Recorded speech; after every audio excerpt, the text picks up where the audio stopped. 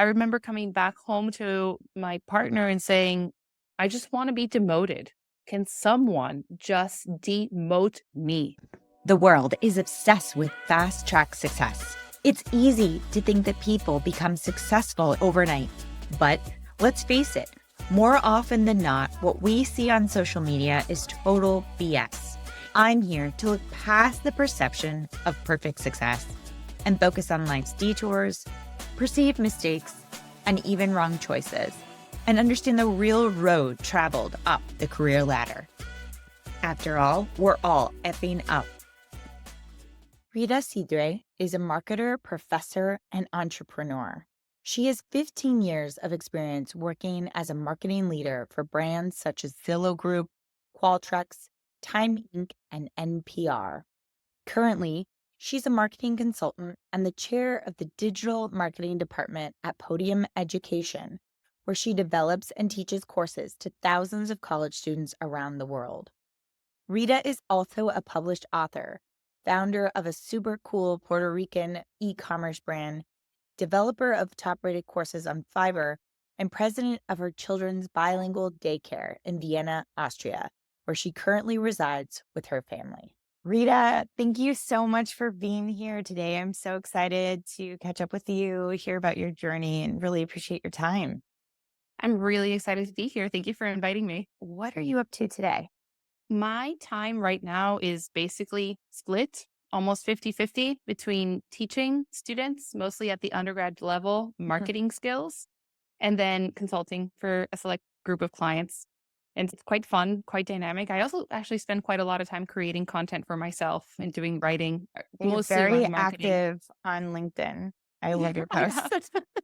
Thank you. Yeah. I'm glad you like them. Every time I post, I'm like, oh, this was like 2 sentences and it took me an hour and a half. I was thinking, oh, people probably think I'm just like on my cell phone, blah, blah, blah. But actually, it takes quite a lot of thought to put. Yeah, there's strategy in what you do. Every word counts when you're posting that publicly. That's right. That's exactly right. But it's really fun. I really enjoy it. Let's go back in time.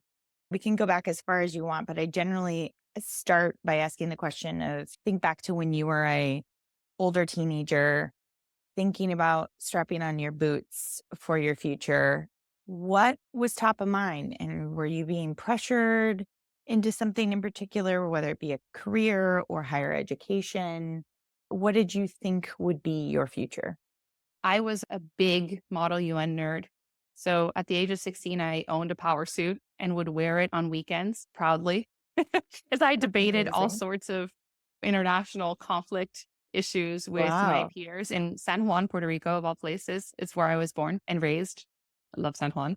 I thought I would either go into a role in diplomacy, policy, or journalism. And by the end of my time in high school, I really was leaning more towards journalism because I had always been interested in writing. I enjoyed it. I loved writing essays when I was in school, even in college. I loved doing it. And I realized I always thought everyone must love this, but it turns out not everyone does. Really enjoyed figuring out how to put my thoughts on paper. And so I thought that my interest for policy and international relations meshed well with my interest in writing and would lead to a career in journalism. So that's really what I envisioned myself becoming. I would close my eyes and think myself as Christiana Monpour reporting from, I don't know, somewhere really far away from San Juan. I love San Juan, but I always felt like I would leave. Yeah, And you wanted to explore. I live really far away from San Juan, actually. Yeah. Yeah, I, You I know, was actually, as you were talking, I was like, oh, I wonder what it would take to go and visit there. And do you visit? I do. I am actually going to San Juan in 2 days. As long as I can swing it, I go every year with my kids Mm, to San Juan and spend at least a couple of weeks out there. And I want them to lovely. feel as Puerto Rican as I do. Yeah, oh, I'm sure. You ended up at Brown University. And did you set foot at Brown still with the intention of journalism? 100,000%. I set foot at Brown, and I think the first day I went into the building that housed their college radio station, which at the time, I think it still is, it's no longer a station, but Brown's college radio station was WBRU. It was a proper FM station that had a signal that reached all of the ocean state, a tiny little state of Rhode Island, and billed about $2 million in advertising a year. It was run by students, but it was a professional enterprise and it had a news department. Actually, it's the news department where Christiana Monpour got her first chance. Oh, It wow. started there. Oh, So so you I were was, rolling up your sleeves. You're like, yes, this is serious. yes. I was like, this is what I'm doing. I wish I had the tapes of my first reporting. For some reason, I felt like I had to change my voice. My first reporting as a broadcast journalist, I'm making the weirdest voice you could possibly imagine. Not my Could natural you voice. recreate it now? I wish I could. I wish I could like this. It was like so bad. It was so bad. But they let me do it. They let me participate because I was a student and I was allowed Oh, to. yeah. And so from there, my first year, I was just a journalist covering all sorts of different things happening in the ocean state. And then my sophomore year, I managed the news department. And so then I was managing, it was about 30 to 40 students that participated. So I was in charge of scheduling them and making Oh, sure wow. that we had coverage for what's called the morning drive and afternoon drive, which is Mm, used to be when people were commuting. mm, And those were the times where we had news segments that interrupted the musical programming of the mm. station. I very quickly went from a broadcast journalism role to a managerial role. Wow. And that fit me very well. Yeah. Turns out I really love managing people and projects and things. It's funny because oftentimes when we talk about careers, and especially when you're younger, it's like, what do you want to be? Do you want to be like insert Halloween costume, Right. like a firefighter or whatever, a nurse or a doctor? Yeah. But sometimes I think my skill set, the thing I'm the best at is management, leadership, and leadership. Mm, Like those are the things that I really enjoy at the core. mm, And it actually, the company doesn't matter as much. Like the product doesn't really matter as much. It's the team and the connection. And so I discovered that really early on, mm. very early. I That's realized a when I gift. was, yeah, it was such a gift because what BRU gave me was real world work experience when I was in college. Yeah. So That's I went from managing the news department to then managing the whole station, mm, which was really challenging, a very challenging role because I had no idea what I was doing. mm, But I realized then that actually I love writing and storytelling, but these skills were more interesting or more a bit more fun for me when they were applied in a sort of marketing and business context mm, as opposed to a journalistic context. mm. Back to your days in Puerto Rico, it sounds like you were very ambitious. Did that get in the way growing up? I don't mean to paint that as negative, but was it sometimes an obstacle? I think I just had I was always looking outside somehow. I think that was part of the disconnect for me. I was like interested in global affairs and interested in figuring out how to get myself to Europe and to see places and to meet people. And I learned French really early on. So I wanted to learn more languages. And I think that was part of it, that I loved where I was from, but I also was very interested in everything else. And I don't mean to blame my mom. This is not a blame. This is actually like a plus one to all the wonderful things that she did as a parent. But my mom is very similar. I think she brought me up in that way of, oh, sushi, cool, let's try it. Oh, this novelist from Czech, let's read this novel. Let's talk about this French music that we just bought in the artsy bookstore in town. My mom has a very global perspective. She always had.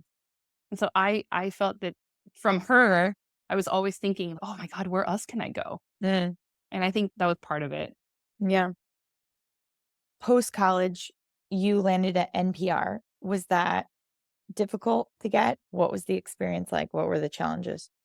I wouldn't say that it was either difficult or easy. It was just luck Mm, because I was managing WBRU, Brown's College radio station, yep. and at the time there was this thing called HD radio, which was meant to be what would save terrestrial radio stations, which allowed a radio station, we were 95.5 on the dial, to have a 95.5 A, B, and C, for example. And you could then program three different stations under one FM signal. it was a new technology. And so 95.5, which is a station that housed WBRU, would then have three different streams of potentially three different streams of content. And so this guy came out of literally nowhere and he said, I want to buy 95.5B. He wanted to purchase our core FM signal. And so he had a he like scheduled a meeting. So I scheduled, it was me and him and his team of engineers. And at the time, Rhode Island was the only state that didn't have its own NPR station. All other states in the country had their own. And so he came to me as a student and he offered me money for the station. We buy it, whatever. And all I remember, and he would tell the story probably the same way. I'm pretty sure this is exactly how it happened. He pitched the whole thing. And for some reason, some sass came out of me. And I just said to him, thank you, but can you please explain to me why it is that I need you? Something akin to this. Amazing. And he was floored by that response, which just came naturally to me. And so after that meeting, he said, what are you doing after you graduate? Do you want to come work for me? That's excellent. Yeah. So that's how that happened. Then, I was like, I have no job because I had done zero career planning. I was like focused on running this station and hanging out with my friends and finishing my classes. Yeah. So then he gave me a job and I started working there. And it was right after I graduated. It was a startup NPR station. Mm. So we had nothing, like no computer, very short staff. And I was told that we needed to raise all this money or else we wouldn't survive. So I was like, okay, let's do it. Let's raise this money. Like now, how do I raise this money? Can someone tell me how you raise it? There was a wonderful team of people that taught me everything. And I had the ability to just basically call up anyone in what used to be our sister station, WBUR in Boston. And that team taught me everything they knew about how to fundraise. So we built a pledge drive process, a direct mail program. We had a bunch of events locally. It was like really, honestly, a really fun 2 years. And I was too young to appreciate how amazing that job was and how incredible of a fit it was for me. How it was just the perfect fit for my skill set, my interests. It merged writing journalism with marketing and leadership, and it was scrappy and cool. I was like driving NPR journalists around Rhode Island. It was amazing. But I was too young to realize it, actually, how it's like one of the things that I look back in time and I think, gosh, what would have happened if I had stayed and just stayed within public media? Because I'm still so interested in it. And why did you leave? There was a series of circumstances. I actually had a really unfortunate situation happen to me in that job where I managed like a very large group of volunteers. And one of them, unfortunately, was mentally ill. And he started following me. And it was quite a scary situation. And the station helped me legally get a restraining order and figure out, but I was very shaken by it because Sure. I would bike to work every day. Our pledge drive started at 6. So I was in the station at 4, 6 times a year. Pitch dark, like in the middle of Rhode Island winter most of the time. I started to get very scared to do all these things on my own. I lived alone. I had roommates, but I went alone everywhere. Yeah. So that was one thing. And then the next thing is I was curious. I stayed in Rhode Island after college. Most of my friends went to big cities. And so I just was curious about what else was out there, what else I could do. And so I decided to leave. But it's something that I think about still to this day. I think, wow, I loved that job. I loved it. And it was such a great fit. And I really, truly wonder what would have happened. Did you love it in the moment as well? Or you just look back on it and realize how much you loved it? Back and forth. Like I loved, like every job, I loved pieces of it. Sure. And then there was a time we had to acquire a signal to get the station on the air and all this stuff.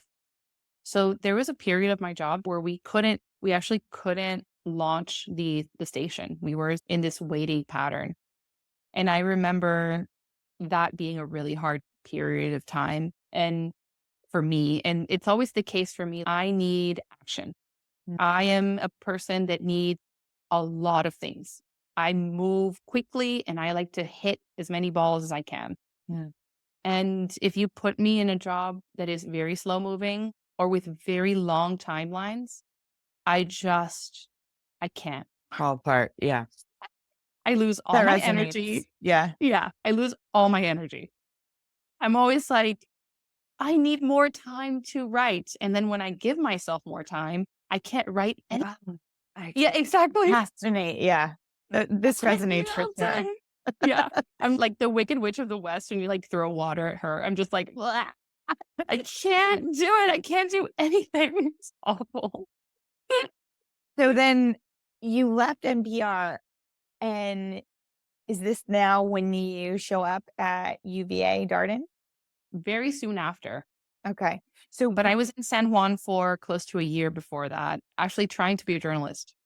oh, okay. Let's unpack that. I quit NPR without a job. After that episode, I just was like, I need to get out of here. So I left, I went home Did you take and all your possessions? I don't know if I'm returning, or yeah, did you I leave sold stuff? everything. Oh, wow. So Mm, this may have been a permanent thing for you. mhm. Oh, Yeah. okay. Yeah. And The workplace shift. Yeah. I went to San Juan thinking I will apply to journalism school. I thought I was really sure that I wanted to pursue journalism. I had been now 2 years working next to NPR journalists and feeling I want this. I want to be this person on the air. I Mm, love broadcast journalism. I want to be that person. And this is a moment, like for me, moving to San Juan was like, and this moment has repeated itself multiple times in my life. And I think it will probably repeat itself again because I continuously end up falling in this little hole, which is there's like a disconnect for me between the version in my head of Rita as a journalist mm, and the actual job of being a journalist. And at least that's been my experience. I think there's different flavors, obviously, of journalism and different experiences that you can have. But the experiences that I have had where I tried to be, for example, a freelance journalist in San Juan was so hard on me because it was lonely. Like mm. I'm a team person. I like to be surrounded by people, very much extroverted. Yeah. I really struggled being alone. Mm, And then I really struggled financially, I felt like I was relying on my parents again after I had been financially independent right after graduating from college. yeah. And I really did not like that at all. That led to the decision to then pursue an MBA and not go to journalism school. Fascinating. And so, how did you choose where you were applying? Completely random, completely. I was like, what are the best schools? Let's see if I can get into any of them. Yeah. Let's see if any of these schools want Did me. you get into others? I got into Yale. Oh, Was okay. the other one I got into. And how did Yeah. you decide between Yale and Darden? I got some financial aid at Darden. Sure. Do it. Yeah. Yeah, that'll do. Especially during a time where you mentioned finances were not, I'm putting words in your mouth, Yeah, but the best. exactly. I also knew that I did not wanna have the pressure of having to choose a job after if I could avoid it. Yeah. Most people cannot. I was Yeah. very lucky that I was able to get some financial aid. Yeah. But if I could avoid having to get a job because I needed to pay back my loans, I was gonna do that, especially knowing that many of my interests are not in fields that are very high paying. Mm, So smart. And so this is where you and I overlap a little yes. bit. My husband went to Darden. You two were classmates. What was it like setting foot back in education in yet a new place when you had thought maybe Puerto Rico was going to be the avenue you took, and then you having this mind shift. Did you have any sort of culture shock or any feelings as you were getting acclimated to this new lifestyle? For sure. UVA and Brown are two polar opposite schools Mm, in many ways. mm. And I didn't really know that. I went into it not blind, but I didn't realize how different they would be ideologically and also from a structure standpoint. Like at Darden, our classes started at 8 and you had to be there sitting down on time at 8. And at Brown, you could pick your classes, you could shop classes, you could also take your classes pass fail.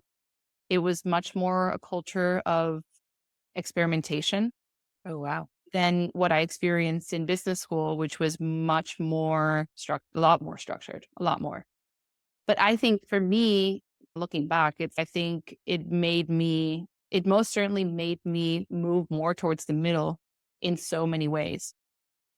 And it was good to see a very different perspective and a different approach to education, higher education than what I had seen before. Mhm. But Darden was really very hard for me. I felt really out of place. I had no outside of like, I've always been a good communicator. I feel like I've always been a strong leader and I understand people well. I care about people and managing a team in a way that makes everyone feel welcome and a sense of belonging. Mm.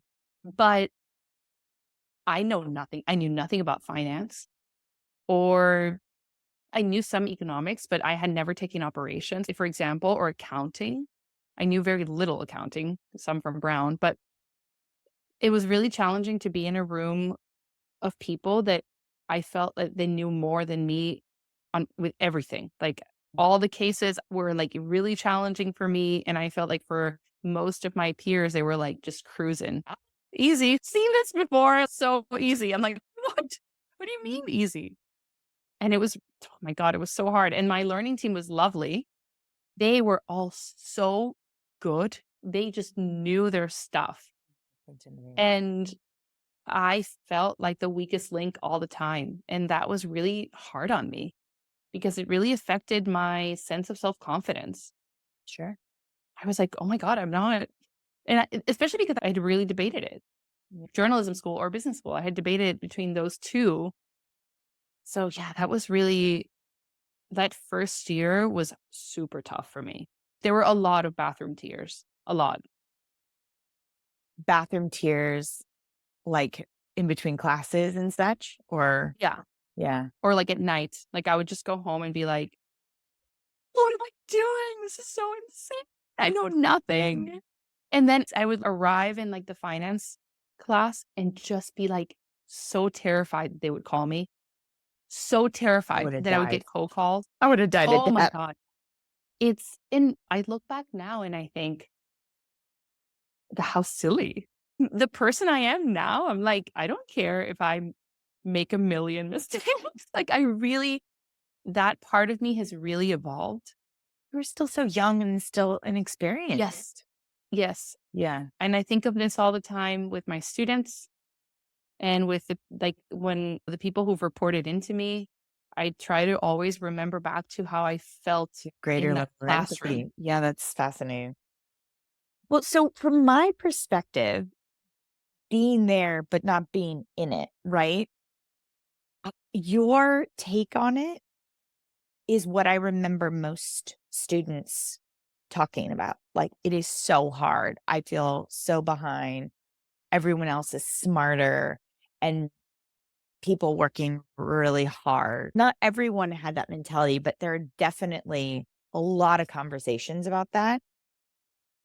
But I remember more women talking about that than men. For sure. Yeah. And did you have these conversations with other people too? Or were you like, hide it? It seems like everyone has it together. Oh, no, it was very open. I was part of the scholarship that I got is for an organization called the Consortium, Mm, and it is helping minority students get a place in business schools. mm, My consortium peers were such an important support mm, network for me, and we got together almost every week, and we would sit together and talk about how hard this was. And so that definitely made me feel less alone, I think, but I still felt just very crummy. It was Yeah. still really, really hard. The professors would always tell me, Rita, just trust the process. Just trust the process. And I was like, I can trust myself. Like, how can I trust the process? Yeah. I feel like I'm just drowning in my own tears. And the truth is that they were right. I think one of the things that Darden gave me is a higher degree of comfort with uncertainty, Mm. and also a much higher degree of comfort with chiming into a conversation when I don't have all the answers and Mm. all the information. Darden's case method gave me that opportunity to practice that, Mm. but it was really, really hard. Like, I cannot, yeah, when I still think back to those like finance classes, and it gives me chills. I've had recurring nightmares of being cold called in finance. Mhm. Oh my God. Did you feel worthy when you stepped on campus before everything got started and then your worthiness declined? Or did you step foot feeling like you were questioning your worthiness? No, I felt incredibly worthy when I got there Mm. because I have always felt that I'm a very strong leader. Like, I have been in leadership positions for as far as I can remember. Mm. I was running my school newspaper when I was in third grade, and I was in the student council and running my Model UN club, and I Yeah. organized a recycling club in my neighborhood. And that just came from me. I just have always enjoyed getting people together Yeah. and getting them excited about whatever it is that we're doing. Mm. So I just felt very confident that is a gift that I have and Yeah. something that brings out the best in me. And I didn't know really. I had one thing on my resume of full-time post-college work experience. I thought, okay, I have a track record of being great at leadership. That must mean that I will be an amazing business school student. And I think I was a really good being student, but it doesn't mean that I didn't struggle. Yeah. When you put yourself in a room of varying degrees of success, it's impossible not to stack yourself up against that. You can't just go in and be like, we're all going to succeed and be great. You go, oh, that person knows this. Oh, that person knows that. I didn't know that. And it really starts to grate on you. I applied to business school. I did not do well on the GMAT. And Awful. I took whatever it was, the Kaplan course, whatever. I studied my ass off. I got the exact same score. Shattered me. And applied to some schools, got waitlisted, and ultimately it was like, okay, it's not my time. As an outsider looking into the experience, I was like, thank God I didn't go and get my MBA. I would have just been filleted. I would have tortured myself and just, I don't think it would have gotten me any farther, to be honest. Following getting your MBA at Darden, you ended up at Time. Talk to me about that. I wanted to be around writers and journalists, and I really wanted to be, if I'm not going to be a journalist and a writer, I want to be around them. Mm. And I felt very strongly about that. But that experience taught me that actually the product doesn't matter as much to me. I always felt like I had to work for some kind of editorial thing, and that's not the case at all. It's the team and the people that is most important to me. And the feeling that I get when I'm working with others, that's what matters the most to me. I learned that from being at Time because it was in many ways a dream job for me. I'm working in like the publishing industry, Did it and feel I like a wasn't, dream job? Like, no, it you're saying didn't. on paper it was a dream job, but in Yep, reality, it was not a dream exactly. job. Why was it not a dream job? It was really hard to be in an industry that was really struggling. Mm. I found that very hard. Yeah. My boss, my leadership team there was really great, but it was very difficult to turn this boat in a different direction. definitely from my seat as like a marketing manager, that wasn't going to happen. Mm. But even at the leadership level, it just felt to me that it was very difficult to let go of the core business. That there were some hard choices that needed to happen for the company to become innovative and forward thinking and more interesting to work for. And those things, I didn't see them happening, which is why I was like, I need to get out of here. So you ended up in New York post business school for time, and then you left time and you ended up at Zillow in Seattle. What took you to Seattle? My now husband, I met him in business school. He took a job out in Seattle, and we were doing the back and forth long distance relationship thing for almost 2 years. That's rough. And it just started to really grate on us. And at some point, driven by him, because he's a spreadsheet person, I'm not. Now I've become one because I'm a mom, but before I wasn't. And he put a spreadsheet together and he said, what are the things that we enjoy doing in Seattle versus New York? And we realized that New York was mostly just brunch and going out. But there's some good brunch in New York. There's good brunch in New York. But we were like, we're just spending money. That's like what we do mostly in New York, and it's really fun. But in Seattle, we were doing some hiking and we felt like we were getting out in nature more. We wanted to be able to do that. Yeah. So then we started focusing our efforts on figuring out how we could both be in Seattle. And so the Zillow job came out of like nowhere, in the sense that I just applied on Indeed.com. Oh, wow. Like a random application, random resume send. And then I got the job. Wow. That's really lucky. Extremely lucky. Yeah. That doesn't happen. Yeah. Can we go back for a second? You mentioned you did long distance for 2 years. And I always like to think about the personal coupled with the professional. Do you feel that long distance affected your work or affected your relationship because of your work? I don't think so. The long distance in some ways helped me focus more on my work. Because when I was in New York during the week, it was my job and that's it. Yeah, you could For the stay most late, part. you go out for drinks, whatever. You didn't have, yeah. The only thing that I would say that maybe affected it is that I would do the red eyes back to New York, and Sure. I would go straight from the airport to my job, Oof. and Yeah. that was brutal. Like, Yeah. now I could never do that. I was in my 20s. Like, Oh, I yeah. look back now and I'm like, it's crazy. I would never do that now. That would kill me. Like, I would do it once and it would just kill me. You got the job at Zillow, you moved. Zillow was a rocket ship. When did you enter? How big was the company?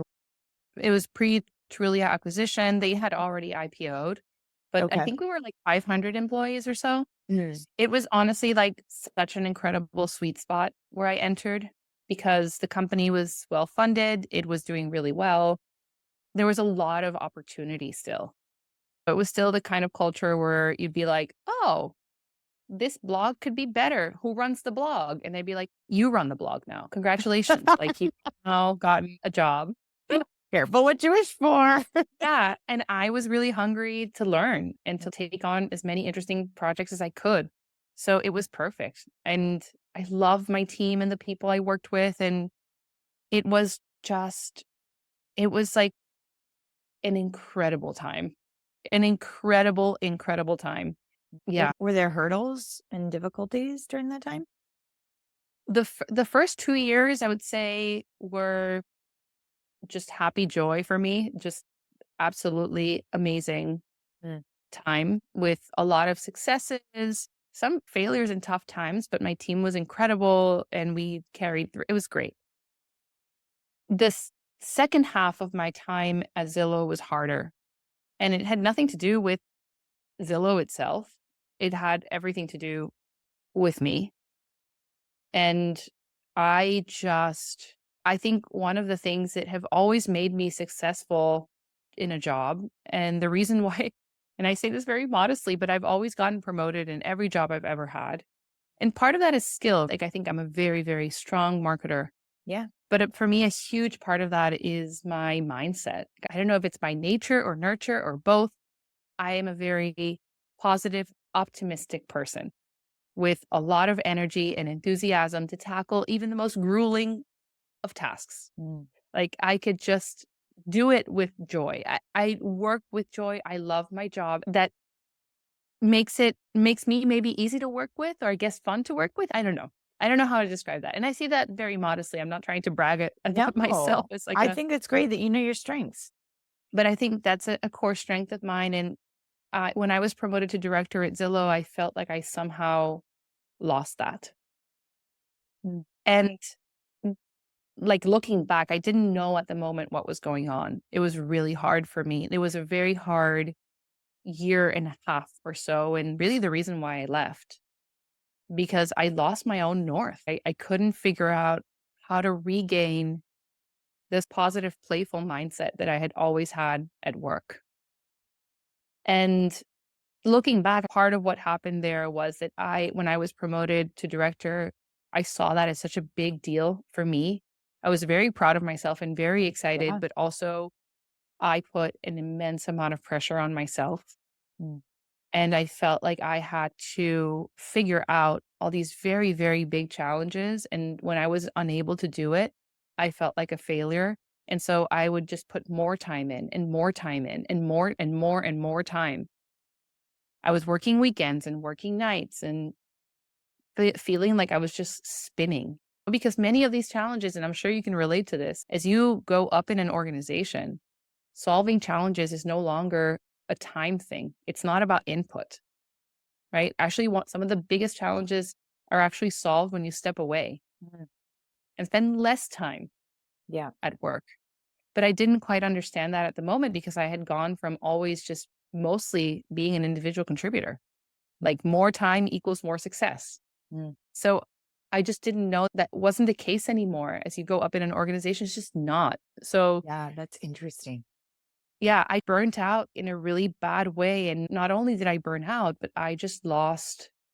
I loved Zillow so much and I loved my team so much that I was just unwilling to leave and unwilling to fail at this, which just meant that I kept sinking. I kept sinking, Yeah, you were just on the you know? merry-go-round. Yeah.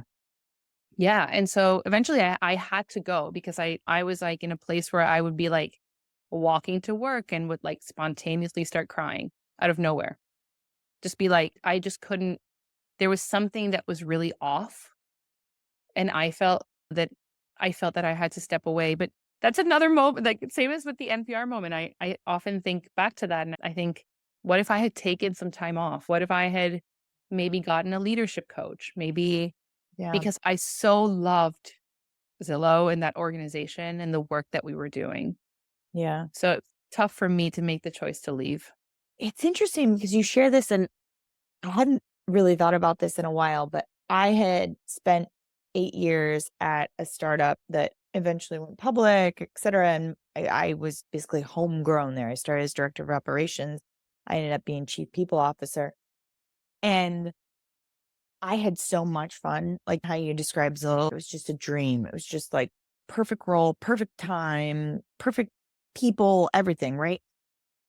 But then there was just this part of me, like, I wanted so badly to get to the top, and then I got to the top, and I missed so much of what was at the bottom and in the middle. Like, Yes. I'm such a task person.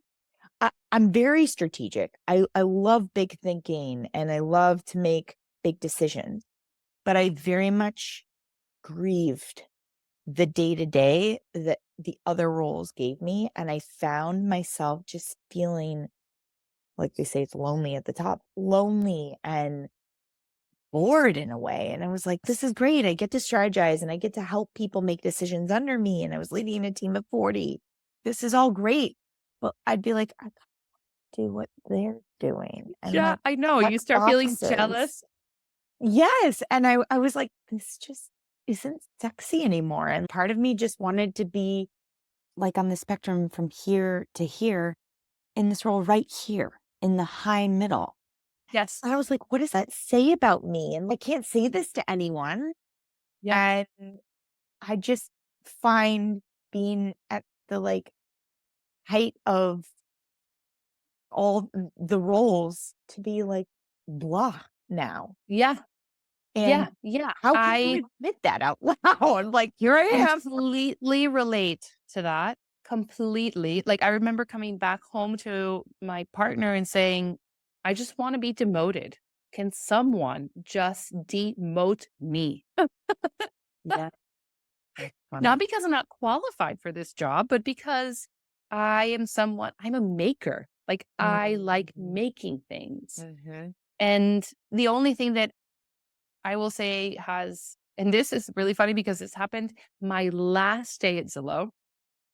One of the more senior people in the marketing team came into the kitchen where I was having a coffee, and she knew I was leaving, and we had a great relationship. I really looked up to her. I still do. And I remember she gave me a hug and she told me, listen, at the time she was managing all of Zillow's brand efforts, everything touching the brand. She had a really large team. She said, one of the things that I have learned is that I always protect the work that lights me up inside. Mm. And she said, I do like all the TV commercials, I handle myself because this is the work that like gets me excited. Of course, I can delegate it, but if I delegate it, then I don't like my job anymore. Mm. I'm paraphrasing. It's not exactly what she said, but that was the gist of her message. And that stuck with me to even to today. That has stuck with me because she's so right. It's like when you're in a position of leadership, you can decide what you delegate Mm. and you can decide like the things that you keep to yourself. Yeah. And that is also okay. But until she said that to me, I hadn't even thought about it. But it's Yeah. true. I had done that. I had delegated everything that like brought Well, all because the that's what joy you're taught to to work. do, right? Yeah. Yeah. Yeah. Interesting. It's like, And why are you doing so, that? Like, you're too senior to do this or this thing or wide thing. well, and It like, doesn't. will you be considered a micromanager because you can't let Yeah. go, so you don't trust the team? And yeah, Yes. I very much think about your situation and compare it to my own. And you are in this situation of the only thing left to do is to leave because what can you do? That piece of advice you got is great, but I had already resigned at that point. yeah, Yeah. would that have really? Yeah. It Let's was, take that back. Today is not my last day. yeah. Yeah, and would it have been successful? Would you have been able to change your mindset? Like, shoulda, coulda, woulda. You never know. Shoulda, coulda, woulda. I don't know. I really don't Yeah. know. I was definitely in a very dark place. And I left because I could not imagine being able to turn myself around while still being there. Mm. And I was in the place, and maybe some listeners might relate to this, but in the place where you talk about your job all the time, and then most of the things are negative. This person did this. I like don't disagree with this strategy. Everything that was wrong was actually inside of me. But I was finding fault with so many Oh yeah. external things because I didn't know how else to deal. Now you're nitpicking and Yeah. like, yeah, no, I totally get that. And I'm like the most positive person. Like normally I'm just like positivity is my both the best thing about me and the worst thing about me. And Mm. I would like often hear myself speaking about this company that I loved so much. I still do. I still admire them from a distance. And I'm like, how did I get here? And this is not me. This is not me. So I like had to go. Interesting. What was next? I started screen printing bags with little funny Puerto Rican sayings on them. That was my side hustle. Yeah. So I was like, okay, I'm just going to do this full time. I'm just going to build out my e-commerce business. Maybe if I just manage my own thing, maybe I will reconnect with my joy. Mm. And that was not the case. Mhm. That was really not the case. There was some parts of it that were interesting. And I still think, like everything, I've learned a lot from that experience. But this idea that if you become your own boss, you will be by definition de facto happy and love your job is so not true. You might hate yourself more. Yeah. And I'm just doing the voice of the stuff I see on LinkedIn or whatever. If you become your own boss, then you can control your hours and when you work. No, I was working nonstop and making no money. Mm. And I was so stressed because I had left all this amazing, I felt like I had just abandoned a career that I had worked so hard for. Mm. And I now was like really struggling to figure out how to do this thing on my own. And I was very lonely too, just doing this thing completely on my own. Yeah, that was my first thought, was how you talked about you love leading a team and managing people, working with people. And I was like, did you have employees? Like, you must have, if you didn't, you must have felt so isolated. I was so isolated. At one point, I put out a call on LinkedIn for any solopreneurs that wanted to meet with me every week. And so I had a crew of 4. We were 4 women in Seattle, and we would meet for coffee every week. But it's funny because almost every single time we met, the conversation was like, should I keep doing this or just go back to a job? What is this? What are we doing? That was the conversation. It was Here's your really negative hard. voice again. Yeah. Yeah. It Interesting. was very challenging. And I still was like, I, the way that I always describe it is I left what was felt to me like some kind of jail. I had somehow turned a job that I loved into what felt like prison. And to be free to do all this on my own. And then I just built my own prison. I just block by block, like brick by brick. I was Yeah. making all these choices that were based on succeeding, but not good for me as a person. I definitely learned that entrepreneurship is not a panacea. Mm. This is the grass is always greener Always. mentality, right? Like, Yeah. cute until you try it. How did you decide to walk away from that? I walked away from it after I left Zillow. Probably should have mentioned this before. Just literally a week after my last day, I found out that I was pregnant with my first kid. Wow. And What were so your that was emotions and thoughts then? holy shit. I was like, "Oh, no. The So, fuck?" were you trying, or this was I mean, not su not really. I this was wasn't the avoid let's see what happens, but yeah, let's you see what think it was happens gonna happen thing. that fast sort of the thing? No, I thought I had more time. I God. thought I had a lot more time, Yeah. and I was not expecting it, and it was very Life is so cute. life is really cute, and it was very surprising to me. I never dreamt really of being a mother. It just wasn't something that I was, like, super excited about, to be very honest. I love my children more than anything, and it's the best decision I've ever made, but That's I was super nice. scared. The primary feeling was not like, "You know," the primary feeling was like, "Shit," like, "Oh my god." Yeah. It was fear. It was, like, real, raw fear, Mhm. and that fear lasted until my daughter was born. Right until the day before she was born, I was crying to my mom, being like, I don't know what I'm doing. I don't even sure I want to be a mother, but it's too late. I'm Yeah. already. So anyway, it was a interesting year. So my choice to go back to a marketing job really had everything to do with me being lonely and wanting to be part of a team again. I just I craved it so much, especially after my daughter was born. I was like, I just need human connection outside of this child. Yeah. So you're feeling isolated in this business where you're a solopreneur. Then you have a child, which also can be very isolating, right? Because it's like Exactly. routine, got to keep the baby on a schedule. You're in the house, you're in nap jail, and it's just you've got it now on both sides, work and personal with your Exactly. child. And that's a lot. So you ended up at, is this General Assembly now? I started teaching what when my daughter was, like, a couple of months old. I Mm. got a chance to start teaching a general assembly, which was, something that I always wanted to do. And then, yeah, so that was remote, and I was teaching, like, as I was breastfeeding my daughter. They would slide her underneath the camera, and I would breastfeed her and teach, and, like, my boss there was so incredibly supportive of working mothers, and God. I'm so grateful for her, and for her also grateful that she gave me an opportunity to teach because I've always been a very good enjoyed presenting and enjoyed being in front of people, but I had never taught before. Mm. So that was my first teaching break, and but it still was not I love teaching, but it's not a team activity for the most part. It's a very solo activity. You're eventually in front of students and you interact with them, and that can be social, but it's different from being in a team where you're building something together.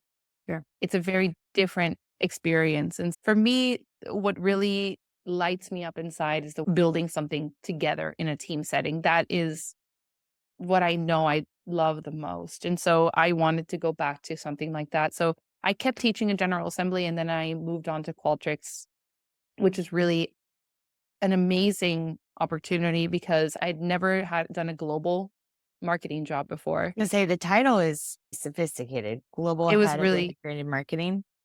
it was really fun. And I Yeah. was doing that for their employee experience product. That's part of what drew me to that company because I was a year and a half out of my burnout episode, really interested in employee experience and burnout and like how that happens and how you avoid it, And this etc. is And so pre-COVID too, which is quite this is interesting. pre-COVID. Yeah. Yeah.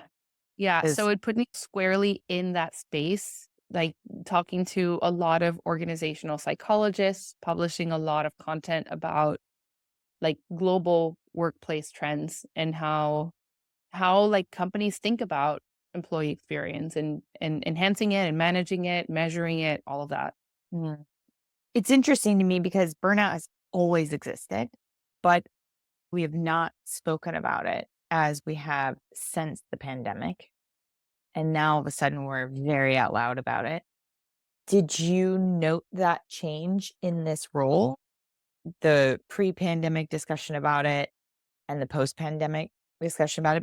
Yeah, yeah. It's funny because I now until you asked the question, I hadn't thought about that, but it's true. When I interviewed for this job, I was very open and transparent about my own burnout episode. Mhm, mhm, And that part of the reason why I was interested in working for an HR SaaS product was that I was interested in the employee experience space in general because of what I had been through. It was more of a personal interest in that sense. And so I was very open with everyone about that. And as I am with most people about most things. But yes, it's true that I think the sort of topic of burnout didn't really enter the sort of broader national conversation until the pandemic. And when we started to see like quiet quitting and the great resignation and all of these trends that basically workers have said, We've had enough. Like, we want a better relationship with our jobs." And I get it. I get it. yeah, for sure. After Qualtrics, I got the chance to teach full time. So then I built courses for Podium, and I have been now, as I said earlier, I just spend half the time both doing consulting and also teaching, which has been a nice mix. Mhm. But I think there's always the draw for me is always the sort of team element. That is what I miss the most. And it's been like with consulting that can feel hard. Mhm. So I'm like currently revisiting that for myself Mhm. for that same reason. It's like the same mistakes over and over again. Same learnings and same mistakes. Totally. Just fall You're in the like, same freaking hole. we've already done this. Why are we doing it again? Yeah. One Unbelievable. of my questions was looking back, what do you see as the low point? It seems like we hit that with Zillow. Is that what you would describe as your low point? For sure. Yeah. For sure. It was the point where I no longer recognized myself. Mm. Really, I say that laughing now, but it was at the moment, it was really hard. I never experienced anxiety before. I just had Did never that like hear anything like that. did that affect your relationships in your personal life? Completely. Everything. I think people didn't know what to do with me. I think no one knew what to do because when you're in that sort of loop of anxiety, people would give me very practical advice and I just couldn't nothing changed it. Nothing I didn't know how to move away from it. It was very Yeah. it took years. It took years. I think back to the lows in my career over time. My poor husband. Like, what he had to do probably to like just exist for me during those times. I am not great when I'm not happy in my career, Same. which you wish you could compartmentalize, but I couldn't. My worthiness is driven by how successful I feel. And that's, I know. God, that, I mean, out loud, I hate admitting that, but it's the truth. I also hate admitting it because it's not what you're supposed, I'm doing air quotes, not supposed to do. But Yeah. I also feel the same way. But I also think like we all want to feel acknowledged and that what we do matters. Hmm. This is where I always struggle with this idea of quiet quitting, or when I was going through these really rough times, people would say, you should just stop caring. Why don't you just like completely stop caring? And to this day, I just think this advice is not the best because But also, like, how? Is that a you, choice? yeah, Well, you I can't don't just know. turn off your caring. That's one thing. But the other thing is that I really truly believe that we all want to care about what we do for a Yeah. living.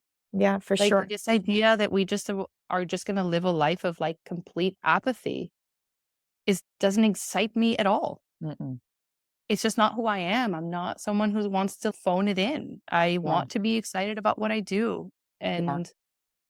And yeah, yeah, but I agree. Like my partner has definitely also been the rock and the bearer of all my work ups and downs for sure.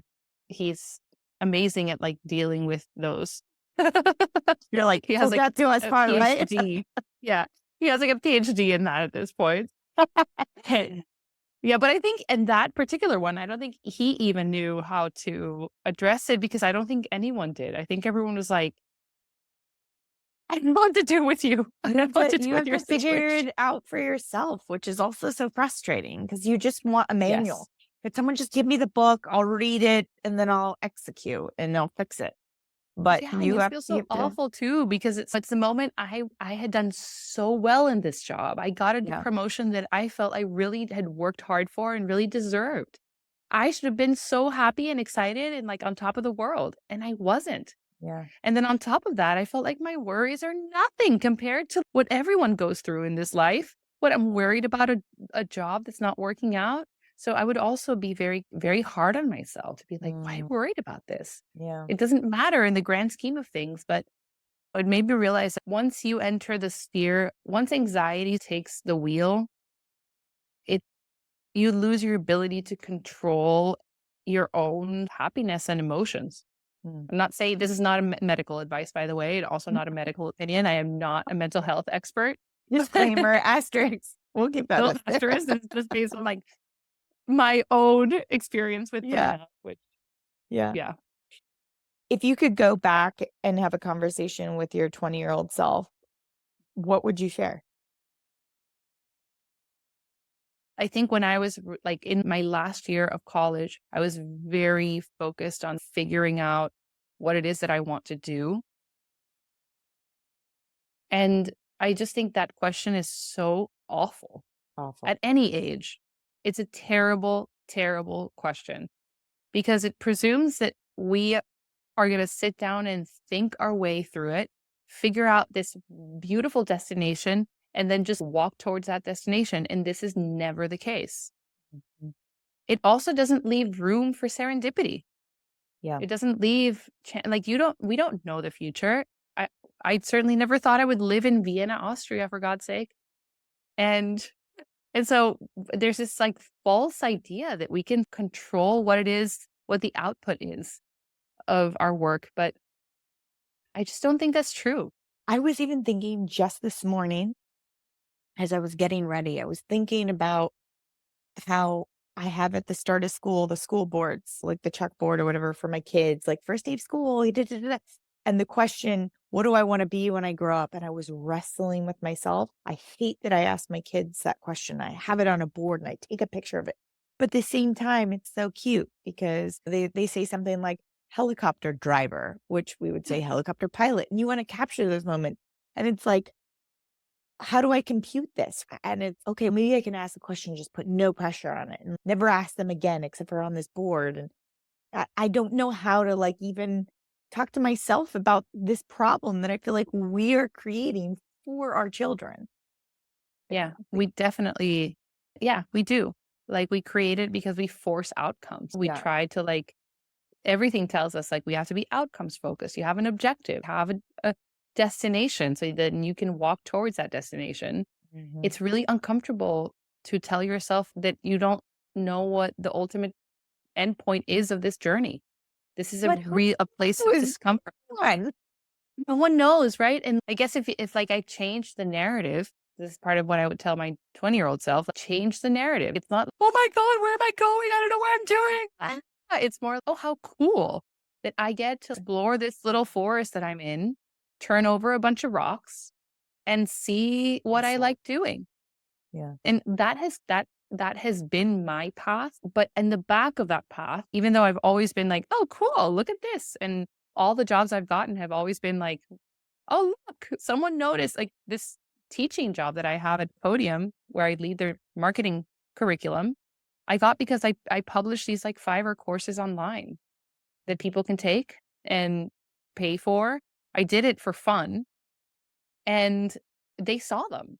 In the other side of the world, they saw them and they're like, "We love your videos. Like, we'll hire you." But in my career, there's been a lot of these moments of like chance and serendipity that have a lot of work behind them, right? Like Yeah. creating those courses was a lot of work.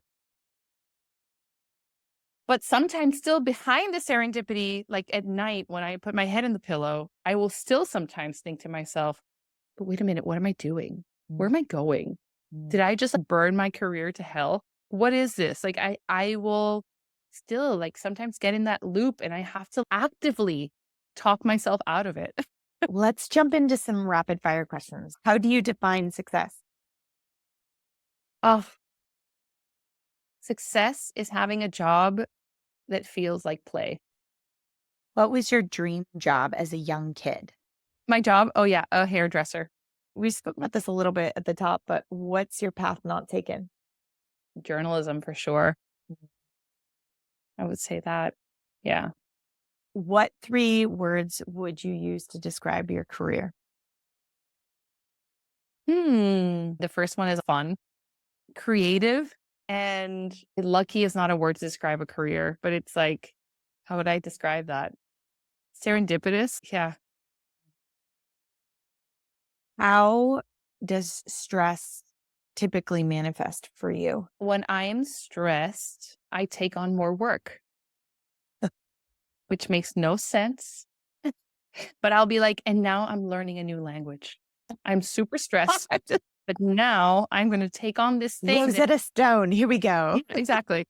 Yeah. I am like, and the way that I psychoanalyze myself is I think stress is usually, for me, it's a product of not being able to figure something out, to just be like twisting and turning a Rubik's Cube that doesn't quite ever fall in the right place. That causes me, in time, I've tried to get better at this, but this does usually cause me a lot of stress. So then I will sign up for things that I know I can do well, learn a language or do pottery or whatever it is, but then it's more work. So then it compounds. Yeah. What is the company on your resume that turns the most heads? Oh, Zillow. I'd like you to choose 3 of the jobs you've had and use labels for them. Love, ultimate fun, skip. I loved NPR. Ultimate Fun. Oh my God. Ultimate Fun was like both Zillow and my current job at Podium are like ultimate fun. And I would say timing, I would skip. Sorry, time. Anyway, Again, thank you so much. thank you. Thank you for listening to today's episode of Effing Up. I'm your host, Deanne Reiner. If you enjoyed today's episode and you'd like to help support the podcast, please subscribe on the platform you use to listen to podcasts. Share Effing Up with others, post about it on social media, and/or leave a rating and review. Until next time, count your perceived failures as part of your path to success. After all, we're all effing up.